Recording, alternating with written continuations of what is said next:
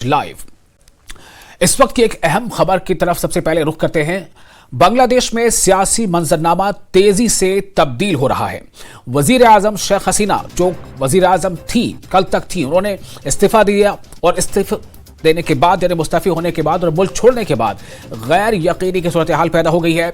अवाम कई दिनों से शेख हसीना के खिलाफ एहतजाज कर रहे थे, जो गाहे बगाहे पुरतशद्दुद शक्ल भी अख्तियार करता जा रहा था। अब शेख हसीना के सियासी उफक से गायब होने से वहां सियासी अदम इस्तेहकाम को पायदारी बख्शने का सवाल पैदा हो गया है। शेख हसीना के मुल्क छोड़ने या यूं कह लें कि मुल्क छोड़कर चले जाने के बाद वहां अबूरी हुकूमत कायम की गई है, जिसने आवाम से अमन व अमान बरकरार रखने की अपील की है। उधर दूसरी तरफ जो कि बांग्लादेश भारत का पड़ोसी है, तो भारत में बांग्लादेश के सियासी बहरान पर कुल जमाती मीटिंग हुई, जिसमें शेख हसीना को पनाह देने के मुद्दे पर भी बातचीत हुई है। जराये के मुताबिक शेख हसीना को सियासी पनाह देने पर अभी कोई हतमी फैसला नहीं हुआ है। जी हाँ, ये जो सूत्रों से जानकारी मिल रही है, जराये से जानकारी मिल रही है, उसके मुताबिक अभी इस पर कोई अंतिम निर्णय यानी हतमी फैसला नहीं लिया गया है। लेकिन स्थिति लगातार जो वहां बनी हुई है बांग्लादेश में, वो अलग है। जो खबरें हैं उसके मुताबिक बॉर्डर सिक्योरिटी फोर्सेस ने जो भारत बांग्लादेश की सरहद है, जो बॉर्डर है, उस पर हाई अलर्ट जारी किया हुआ है। और जो बांग्लादेश की जो यहाँ पर जो कमीशन है दिल्ली में, वहाँ की भी सिक्योरिटी सुरक्षा जो है उसे बढ़ा दिया गया है। कई सवाल है। एक तो सवाल ये है कि बांग्लादेश में अब जो सियासी कमान है वो किसके हाथ में होगा, किस तरह की वो हुकूमत बनेगी। और चूंकि 15 सालों से, पिछले 15 सालों से शेख हसीना वहां शासन कर रही थी अवामी लीग पार्टी के तहत, तो ऐसे में अब जब शेख हसीना वहां नहीं है, वो बांग्लादेश यानी अपना मुल्क छोड़कर वहां से जा चुकी हैं, तो अब सियासी कमान किसके हाथ आएगी और इससे किस हद तक फर्क पड़ेगा जो फॉरेन पॉलिसी है बांग्लादेश की, उस पर। ये जो तस्वीर आप स्क्रीन पर देख रहे हैं, ये कुल जमाती यानी सर्वदलीय बैठक, ऑल पार्टी मीटिंग हुई। और इस ऑल पार्टी मीट में आप देख सकते हैं लगभग तमाम दलों के जो प्रतिनिधि हैं वो आपको नजर आ रहे होंगे। इसमें एक तरफ जहां राजनाथ सिंह खुद मौजूद थे और एस जयशंकर मौजूद थे, गृह मंत्री अमित शाह मौजूद थे, वहीं राहुल गांधी, केसी वेणुगोपाल और टीएमसी के प्रतिनिधि, जेडीयू के प्रतिनिधि, समाजवादी पार्टी के प्रतिनिधि और टीडीपी के प्रतिनिधि, गोया लगभग तमाम पार्टियों की, चूंकि यह सर्वदलीय बैठक थी, तो इसमें कई जमातें, जो कई सियासी दल हैं विपक्ष के भी, उनके भी लोग इसमें शामिल रहे।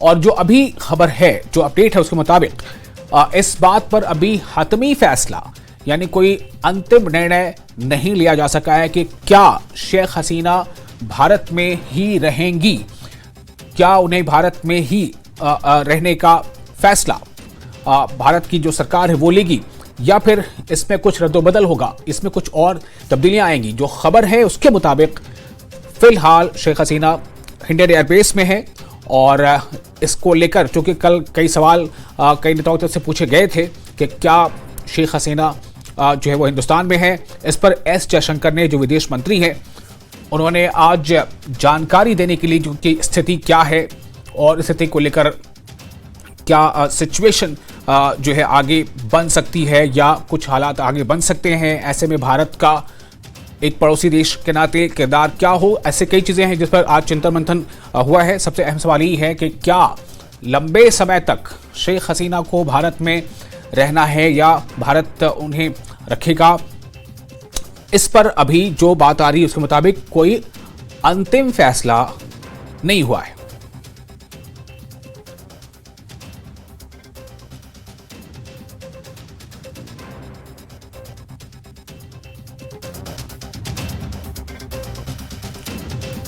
और चूंकि ये एक ऐसी सिचुएशन है जिसमें कई तरह के मामले शामिल होते हैं, एक फॉरेन अफेयर्स का मामला होता है, पड़ोसी देश है बांग्लादेश, वहां की स्थिति का असर भारत पर किस तरह से पड़ सकता है, भारत की इसमें स्ट्रैटेजी क्या हो सकती है, माजी में यानी कि इससे पहले कभी ऐसी स्थितियां बनी हैं तब क्या कुछ हुआ है। ऐसे कई सवाल हैं जिनका जवाब ढूंढने के लिए हम कोशिश करेंगे अपने एक खास मेहमान से जुड़ने की। हमारे साथ इस वक्त जुड़ रहे हैं डॉक्टर जाकिर हुसैन, जो माहिर है आलमी उमूर के, यानी एक्सपर्ट ऑन फॉरेन अफेयर्स। तो डॉक्टर जाकिर हुसैन, हमारे साथ जुड़ रहे हैं। हमारी कोशिश होगी उनसे हम बातचीत करें, इस सिचुएशन के बारे में चीज़ों को समझें कि ये स्थिति आगे क्या बन सकती है। और चूंकि बांग्लादेश एक पड़ोसी देश है और पड़ोसी देश होने के नाते जिस तरह से कई ऐसे मामले हैं, कई ऐसे अफेयर्स आते हैं जिनमें कई बार हमने ये भी देखा है कि चाइना का भी कुछ रोल होता है। कई बार उसमें पाकिस्तान जो है अपना कुछ इंटरफेरेंस दिखाने की कोशिश करता है।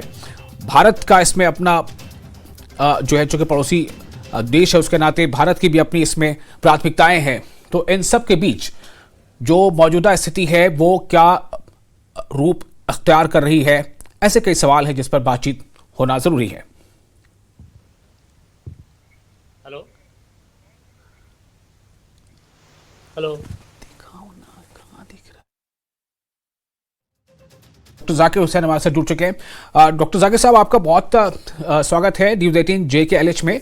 और मेरा सवाल पहला आपसे यही होगा कि ये बांग्लादेश में जो कुछ हुआ है पिछले दिनों से लेकर कल तक की जो स्थिति है, 15 सालों के बाद लगभग जो शेख हसीना है उन्हें इस्तीफा देना पड़ता है और मुल्क छोड़ना पड़ता है। ऐसे में भारत एक पड़ोसी देश होने के नाते इस सिचुएशन को कैसे देख रहा है?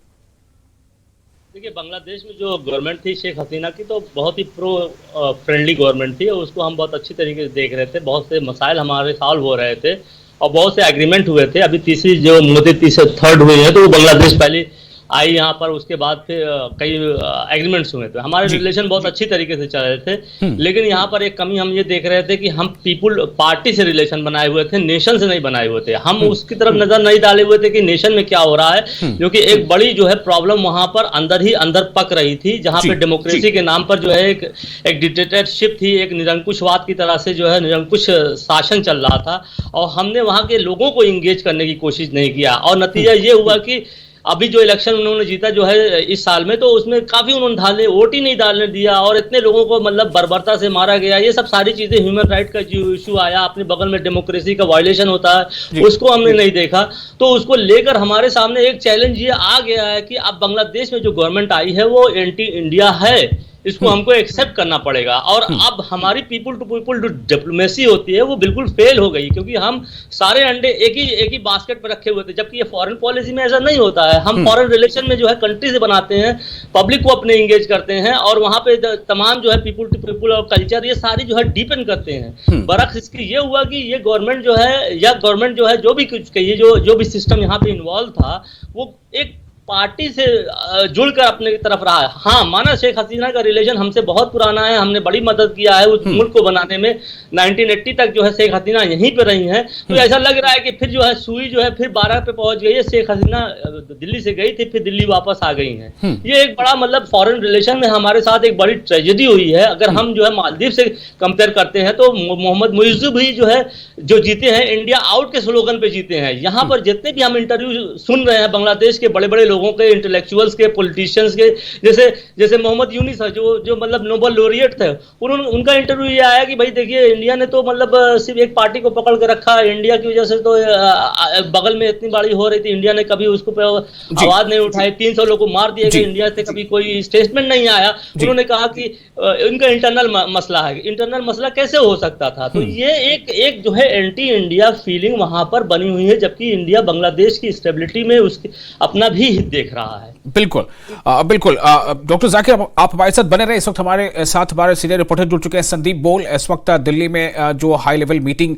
प्रधानमंत्री की अध्यक्षता में हुई है और जिसमें खुद विदेश मंत्री एस जयशंकर मौजूद थे, उन्होंने भी इसको ब्रीफ किया है। संदीप, आपके पास आना चाहूंगा। मैं चाहूंगा कि इस बारे में आप हमें अपडेट करें हमारे दर्शकों को कि दिल्ली में जो ऑल पार्टी मीट हुई, क्या ये मीटिंग अभी जारी है, मीटिंग खत्म हो गई और इसमें क्या कुछ बातें निकल कर आई हैं?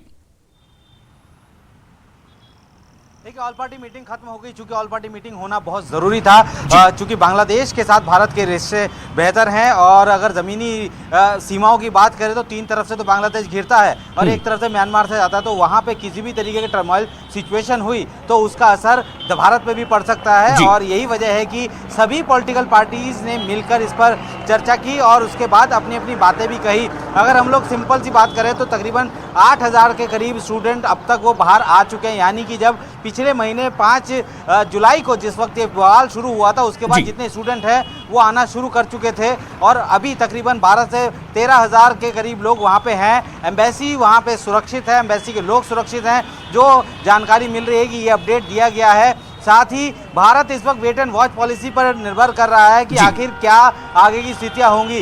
कोशिश ये भी है कि जो शेख हसीना है वो आगे क्या चाहती हैं उसके बारे में अभी रुकना पड़ेगा, इंतज़ार करना पड़ेगा। तो कई सारी ऐसी चीज़ें हैं जो कि उस मीटिंग में डिस्कस हुई और डिस्कस होना लाजमी था, क्योंकि बांग्लादेश के साथ भारत के रिश्ते हमेशा से अच्छे रहे हैं। और अगर किसी ऐसे, क्योंकि उसमें सूत्र ये भी बता रहे हैं कि कई ऐसे पाकिस्तानी जनरल हैं जिन्होंने कि अपना डीपी तक चेंज किया था और इंस्टिगेट करने की कोशिश की। साथ ही ये भी सूत्र ये बता रहे हैं कि आईएसआई का भी बड़ा एक रोल रहा है, क्योंकि जिस तरीके से खालिदा जिया के बेटा जो है वो लगातार टच में था उनके साथ, बाकायदा मीटिंग्स हुई कई सारी, तो इस तरीके की जानकारी भी आ रही है। तो फिलहाल सबसे पहले कोशिश ये है कि वहाँ फंसे भारतीय सुरक्षित हों, दूसरा उस पूरे एरिया में जो कि बांग्लादेश का पूरा एरिया शांत हो जाए। साथ ही बताया ये भी जा रहा है कि भारत सरकार वहाँ, चूंकि अभी सेना वहाँ पे काबिज है, सेना एक अंतरिम सरकार बनाने की जो है पहल कर चुकी है, तो वो सेना से भी जो है इस वक्त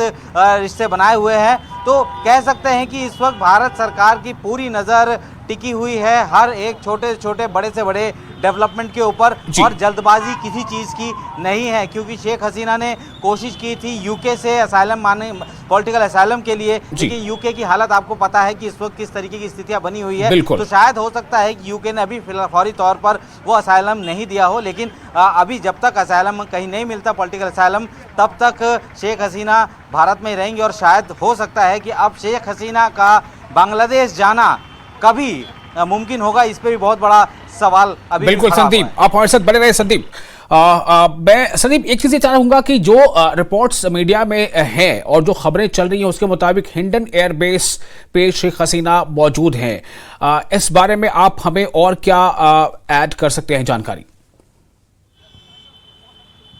देखिए, कल तकरीबन 5:30-6 बजे के आसपास एक C-130 विमान, जो कि बांग्लादेश एयरफोर्स का विमान है, वो हिंडन पे उतरा था। उसके बाद उसी विमान से शेख हसीना यहाँ पे आई थी। उसके बाद 1 घंटे तक खुद NSA अजीत डोवल, उनसे उन्होंने मुलाकात की और उसके बाद वो यहाँ से निकल गए। उसके बाद से लेकर अब तक किसी भी तरीके का मूवमेंट का, ऑफिशियल मूवमेंट की जानकारी नहीं दी जा रही है कि आखिर ऑफिशियली क्या हो रहा है। हिंडन के एयरबेस के अंदर सब सिक्योर है और वहाँ माना जा रहा है कि अभी भी शेख हसीना वहीं पर ही मौजूद है, क्योंकि अभी उनको कोई पॉलिटिकल असाइलम नहीं मिला है। और अभी चूंकि ये मामला पूरा विदेश मंत्रालय के हाथ में है, तो लिहाजा अभी तक भारतीय वायुसेना की तरफ से भी कोई जानकारी साझा नहीं की जा रही है। पार्लियामेंट सेशन में बिल्कुल संदीप, आप हमारे साथ बने रहे। मैं जरा डॉक्टर जाकिर के पास जाना चाहता हूँ। डॉक्टर जाकिर, मेरा सवाल आपसे ये होगा कि अगर शेख हसीना, जैसा आपने पहले ही बताया कि पहले भी वो दिल्ली में रही हैं, फिर से दिल्ली में आई हैं, अगर इस शेख हसीना को पॉलिटिकल असाइलम भारत में दिए जाने पर अगर चर्चा होती है,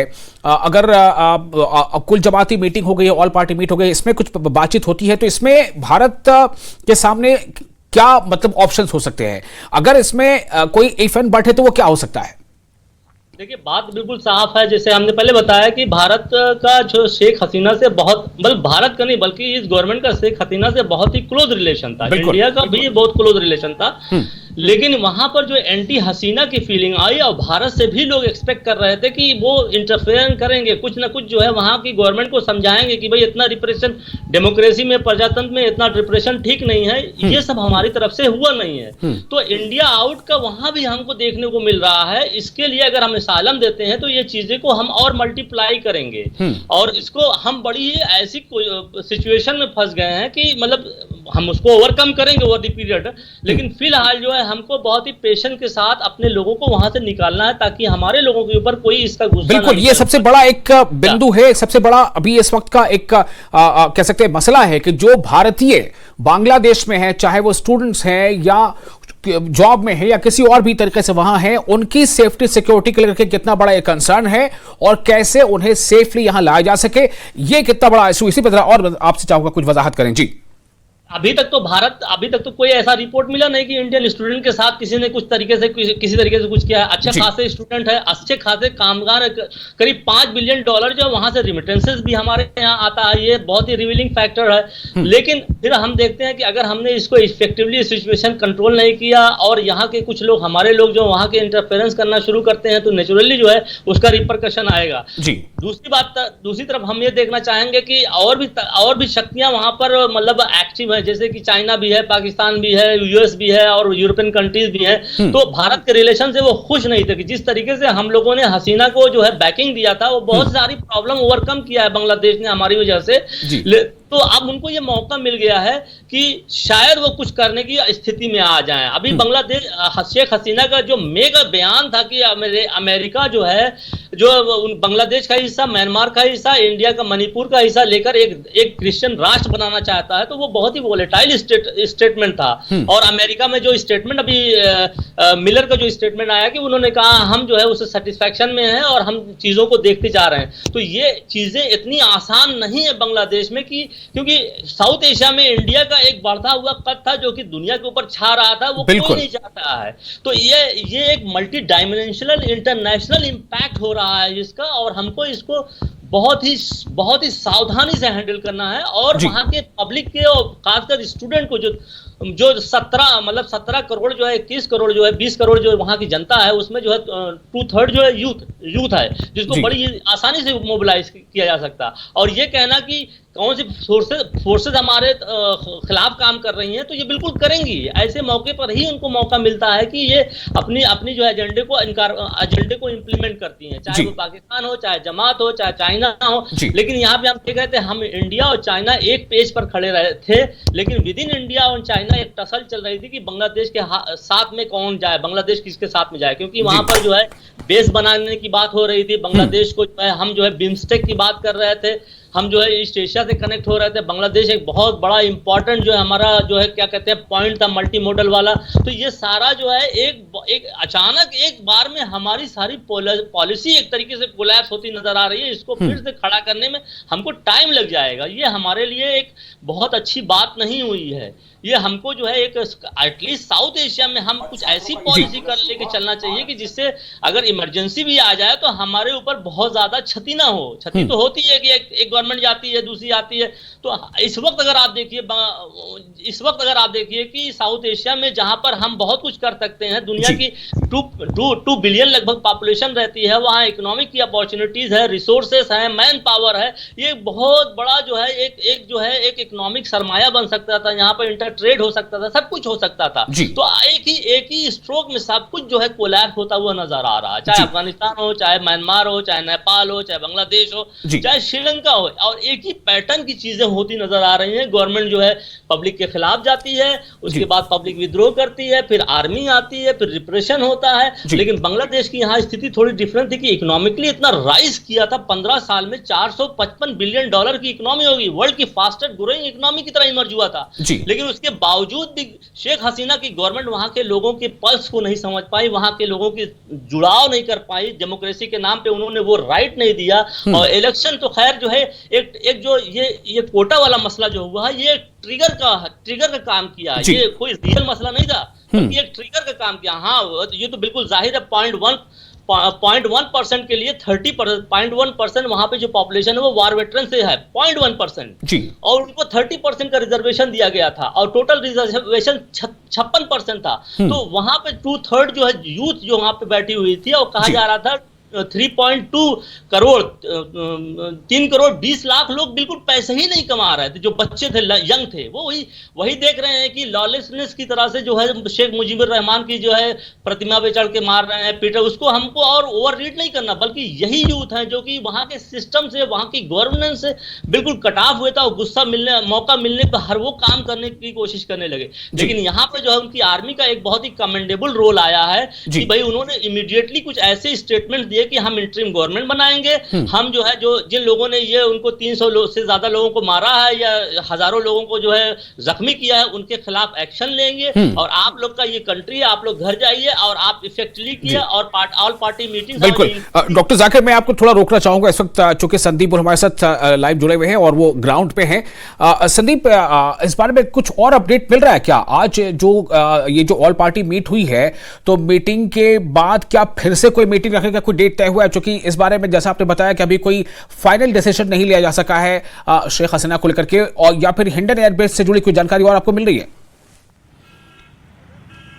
देखिए, अभी भारत सरकार वेट एंड वॉच की पॉलिसी पर काम कर रही है, लेकिन अभी मैं दिखा दूं कि अभी थोड़ी देर पहले ही यहाँ पे यूपी पुलिस के बड़े अधिकारी जो है यहाँ पे पहुँचे हैं, हिंडन के गेट के अंदर पहुँचे हैं। और अभी थोड़ी देर पहले ही हिंडन एयरबेस के अंदर 2 ब्लैक कलर की मर्सिडीज़ अंदर गई है और एक में भारत का निशान था, यानी कि एक ऐसी गाड़ी जो कि या तो प्रेसिडेंट के लिए या गेस्ट के लिए दी जाती है, उस तरीके की एक गाड़ी अभी अंदर गई है। लेकिन अभी तक ये जानकारी नहीं है कि वो किसकी गाड़ी है, लेकिन अभी थोड़ी बहुत हलचल इस जगह पर शुरू हुई है। हालांकि जिस तरीके की स्थितियां बनी हुई है, भारत सरकार की तरफ से बहुत ही संयम बरत कर जो है इस पूरे मसले को देखा जा रहा है। वेट एंड वॉच की पॉलिसी पर हम लोग काम कर रहे हैं, साथ ही कोशिश ये है कि वहाँ पे जो फंसे लोग हैं वो सुरक्षित रहें, ये सबसे इम्पोर्टेंट है। बिल्कुल संदीप, बहुत शुक्रिया आपका संदीप जानकारी के लिए। आप जो भी करंट अपडेट्स है उस पर नजर रखें, आपके पास फिर हम लौटेंगे। डॉक्टर जाकिर, आपका रुख करते हैं फिर से एक बार। देखिए, ये जो अभी जानकारी संदीप बोल ने हमें दी है, हमारे सीनियर रिपोर्टर है, वो कह रहे हैं कि आपने सुना कि क्या मूवमेंट हुई है। क्या आपको लग रहा है कि जो ऑल पार्टी मीटिंग अभी हुई है और उसमें जो ब्रीफ किया गया है, सूत्रों से जानकारी यही आई है कि इस बारे में अभी कोई फाइनल डिसीजन नहीं लिया जा सका है, कोई हतमी फैसला नहीं लिया गया है कि हाँ पॉलिटिकल असाइलम दिया जाना है या नहीं दिया जाना है, कब तक रहना है कब तक नहीं रहना है। लेकिन ये सिचुएशन क्या है, शेख हसीना का हिंदुस्तान में रहना या लंबे अरसे तक रहना, आगे जो बांग्लादेश के साथ जो ताल्लुकात बनेंगे उस पर कितने असरअंदाज होंगे? देखिए, फिलहाल तो मैं ये कहूंगा कि भाई इनको जगह तो देनी चाहिए, क्योंकि उन्होंने इंडिया के साथ और गवर्नमेंट के साथ बहुत कोऑपरेट किया है। इतनी भी फॉरेन पॉलिसी में दयानतदारी तो होनी चाहिए कि रिलेशन में एक ट्रस्ट तो होना चाहिए कि कोई ट्रस्ट कर सके कि भाई हमारे साथ है। लेकिन अब इसका जो है इनको कितना जो है, मतलब मुझे लगता है कि ये खुद हिंदुस्तान में नहीं रहना चाहेंगी और ये कहीं वेस्टर्न मुल्क में ही जाना चाहेंगी, जैसे कि या जो है कहीं और भी जा सकती है मुस्लिम कंट्री में, इंडोनेशिया, मलेशिया, लेकिन भारत में खुद नहीं लंबे समय तक रहना चाहेंगी। लेकिन फिलहाल मैं ये सोचता हूं कि गवर्नमेंट को एक ऐसा जो है रूप भी, एक ऐसा फेस भी देना है कि दोस्त का मतलब होता है कि क्राइसिस में ही टेस्ट होती है दोस्ती। तो फिलहाल जो है गवर्नमेंट को इस पे बहुत ही, मतलब मैं सोच रहा हूँ गवर्नमेंट कर भी रही होगी, एक संयम से एक शेख हसीना को जो है एक सेफ और एक सेफ प्लेस देना चाहिए और उसके बाद की रणनीति तैयार करके, और खास साथ ही साथ जो है गवर्नमेंट को जो है ऑल पार्टीज की जो मीटिंग किया है ये बहुत अच्छा इनिशिएटिव था और फ्यूचर में भी इनको जो है कॉन्फिडेंस में लेकर ही चलना चाहिए जी। लेकिन साथ ही साथ ये है कि हम परमानेंट जो है रिलेशन ये इनको जो है असाइलम नहीं दे सकते हैं। अगर देंगे भी तो ये डिक्लेयर करना चाहिए कि शेख हसीना अब नॉन पॉलिटिकल एंटिटी हैं और पॉलिटिक्स में इंटरेस्टेड नहीं है, यहाँ से कोई काम नहीं करेंगी। अगर यहाँ से भी कुछ वो करती हैं, उनके तार जुड़े रहते हैं, तो शायद जो है फिर हमारे रिलेशन और खराबी होंगे, क्योंकि इसको एक्सप्लॉइट करेंगी अपोजिशन पार्टीज। तो ये मेरा कुल मिला के वो है असेसमेंट है जी। चलिए डॉक्टर जाकिर, बहुत बहुत शुक्रिया आपका तमाम जानकारी के लिए, न्यूज़ 18 JKL से जुड़कर अपनी बात रखने के लिए। तो इस वक्त ये जो सिचुएशन है उस पर भारत की कड़ी निगाह है और जैसा मैंने पहले आपको बताया कि बॉर्डर सिक्योरिटी फोर्स ने हिंदुस्तान बांग्लादेश बॉर्डर पर अलर्ट भी जारी कर रखा है। दूसरी तरफ दिल्ली में ऑल पार्टी मीटिंग हुई है और ऐसा माना जा रहा है कि फिर शायद करीब कोई मीटिंग हो। और इसी बीच जो संदीप बोल हमारे रिपोर्टर ने जानकारी दी है कि हिंडन एयरबेस में कुछ मूवमेंट भी देखी गई है। खाग के त्रापे इलाके में चंद बरस पहले करोड़ों रुपए की लागत से स्पोर्ट्स काउंसिल ने एक स्पोर्ट्स स्टेडियम तामीर तो किया, लेकिन इसकी देखभाल फिर किसी ने नहीं की। न ही स्पोर्ट्स काउंसिल ने निगहदाश्त के लिए कोई मुलाजिम तैनात किया। तामीर करदा इमारत अब खस्ता हो चुकी है, गेट भी गिरा हुआ है, दीवारों की हालत भी नागुफ्तबे है। नौजवानों का कहना है कि अगरचे स्पोर्ट्स काउंसिल ने इस ग्राउंड को अपनी तहवील में लिया, लेकिन बाद में इसका कोई पुरसाने हाल नहीं रहा। नौजवानों और मकामी लोगों ने सवाल खड़े किए हैं। इनका कहना है कि इस इतने बड़े ग्राउंड में कोई मुनासिब इंतजाम नहीं है। नौजवानों ने अपील की है कि इस ग्राउंड की तरफ तवज्जो दी जाए। उधर जब हमारे नुमाइंदे मुहसिन हुर्रा ने स्पोर्ट्स काउंसिल की सेक्रेटरी नुसरत कुल से फोन पर पूछा तो उन्होंने यकीन दिलाया कि वो इसको ठीक करवाएंगे।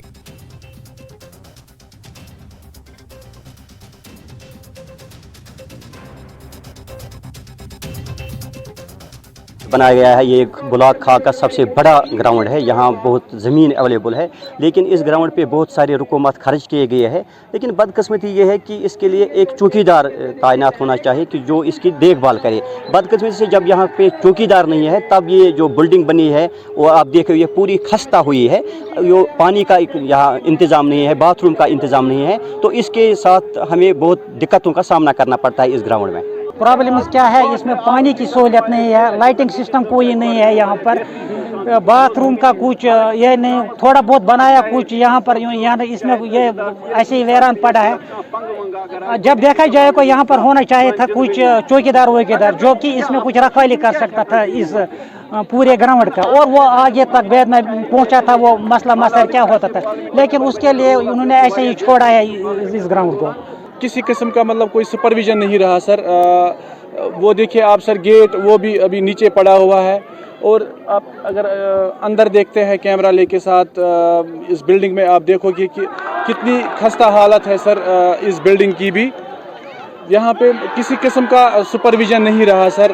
बिल्कुल जब यहाँ पे लेवलिंग की गई थी उस वक्त भी इसकी जो है रोलिंग नहीं हुई थी अच्छे से, उस वजह से यहाँ पे परेशानियाँ हैं सर। अगर यहाँ पे 1.5 करोड़ रुपया खर्च हुआ है तो एटलीस्ट 1 करोड़ का तो दिखना ही चाहिए।